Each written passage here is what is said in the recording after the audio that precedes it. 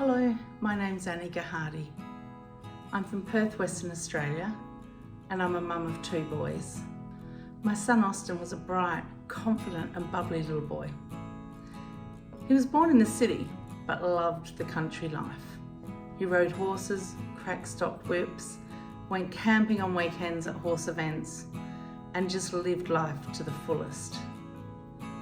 He was confident with who he was and loved everything he did, and it shone through in everything he did. The first changes in Austin appeared in high school. I noticed he'd become quieter, a bit more withdrawn, and although I sensed something wasn't right, I initially put it down to teenage pressure, school, homework, a lot to do. He was able to mask a lot of what was actually happening, and the changes were subtle at first. The moment we realised something was wrong was when Austin asked to stop horse riding, something he loved deeply. He wanted to start playing AFL because that's what all the kids did, and he said that way he'd fit in. Around the same time he'd won the state champs in eventing, so I suggested him he might want to share that with school, as they often celebrated successes outside of school in the sporting field. That was met with an incredible and intense no.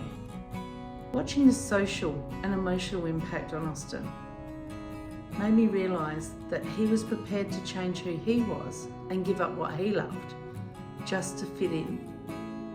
That was extremely confronting for me. I knew I couldn't change those children who were mean and bullied him, but I did know I could do something. As a teacher, I knew that rebuilding his self-belief in him was going to be the key. Plus, it was all I knew. I didn't have any other resources to draw on.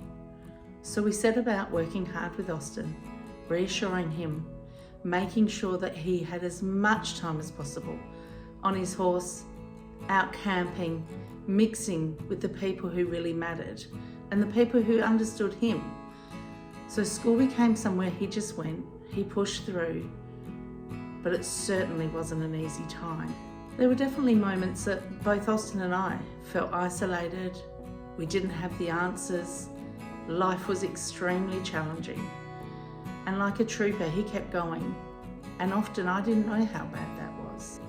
I wish I had won 3 Dolly for Austin.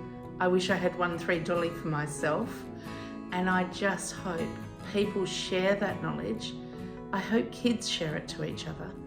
I hope parents share it with each other. Austin brought me on this journey. He was the one who reached out to me after hearing Dolly's story and said, we've got to make a difference. He chose to ride for Dolly one year. That gave him the strength, and the conversation started amongst a lot of his peers at horse riding, and the parents came to speak to me. And what I realised suddenly was that we were not alone, and that so many families experience this. We've continued to support Dolly's dream. We continue to fundraise. We continue to spread the word. And our message is, you are not alone. And we as a community can keep spreading the Be Kind message.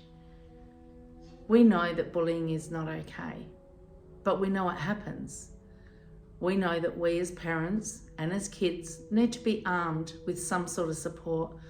Thank you, Dolly's Dream, for everything you do in supporting, caring, counselling, and extending a hand to families and children in need everywhere.